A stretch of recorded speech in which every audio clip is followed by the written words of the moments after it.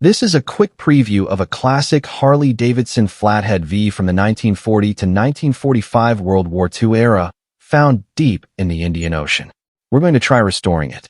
The full video will be up soon.